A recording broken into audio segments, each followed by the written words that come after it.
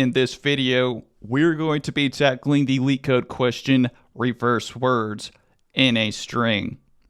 There are many ways to solve this question, and some of those ways, believe it or not, might be too easy.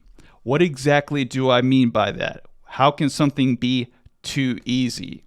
Well, you can solve this question by tacking a bunch of methods onto each other. But depending on the interviewer, this might not be enough because it doesn't demonstrate any problem-solving abilities. We could also swing the other way. We could create code that is needlessly complex without any benefit, which is just as bad if you ask me. Look at this hunk of shit that I made earlier trying to chase constant space complexity. I went through all this time to try to create constant space complexity and wound up with this monstrosity. What we're going to do is we're going to make something that's in the middle, something that uses a couple of the built-in methods but doesn't go crazy like this. And the way that we're going to do it is, first things first, we're going to use the classic split. Split is used everywhere, and it's actually a very powerful method. Split is going to play a crucial role because we need to take this string right here, this string filled with words, and if we're going to reverse them, we're going to have to split them apart. And that's exactly what split does. So what we do is we pass an empty string to the split, and we run split on this string. And basically, it goes through every single place that we pass to the split, which is an empty string, and breaks it apart and turns it into an array.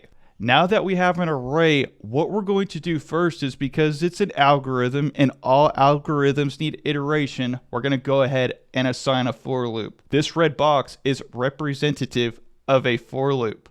But with a classic for loop, we're going to iterate from front to back. But in this for loop, we're going to iterate from back to front because we want to reverse it. Then what we're going to do is we're going to declare what's called a string builder. If you don't know what a string builder is used so that we keep our space complexity down.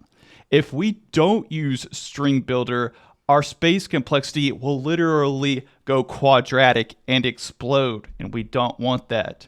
And all we're going to do is iterate from back to front and add the words to the string builder. So we'll go ahead, add blue, and we'll iterate to the next one. Then we're going to add is. Then we're going to iterate to the next word in our array, which is going to be sky. And go ahead, we'll add sky. And finally, we're going to iterate to the very last word, and we're going to add the. And that is pretty much it. That is our algorithm. So let's go ahead, let's hop over into IntelliJ, and let's code it. So first things first, let's go ahead and create a brand new Java class, and I'm going to call this solution. Within the solution class, we're going to create our method, and this method is going to return a string.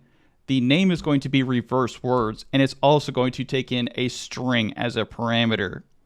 So we need to use string builder to create strings in this case. And the reason that we need to use string builder is because if we manipulate strings without string builder, our space complexity is going to be quadratic, and we don't want that. String builder is going to make it so that when we manipulate strings, we do so in a linear space complexity.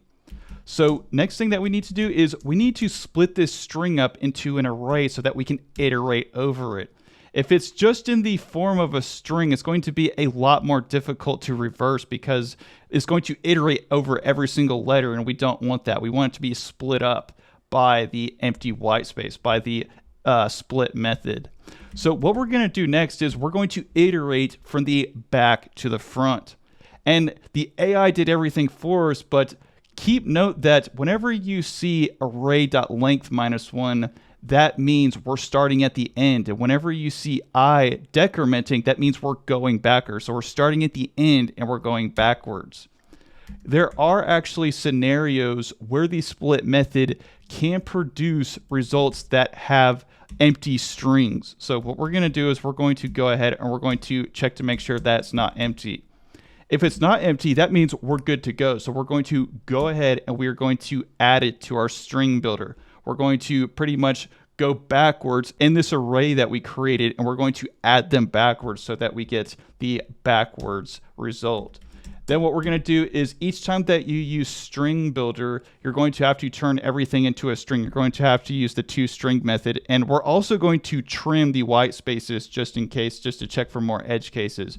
And that's pretty much it. So I'm going to go ahead, copy this, going to get out of full screen here, and we're going to toss this in LeetCode and see what we get. So when we put this into LeetCode, I'm going to go ahead, put that in the editor. I'm going to go ahead and run it. We put it into LeetCode, all of our test cases pass. Also, let's go ahead and submit. Let's check our time complexity. I've used the time complexity button too much. The time complexity is linear and the memory is going to be linear as well too. You could get constant space complexity with C++, but it's going to be impossible, unfortunately, in Java and C#, and be prepared to tell the interviewer that. Anyways, hope that you guys enjoyed this. If you did, make sure to smash that like button, smash that subscribe button. As always, thank you for watching.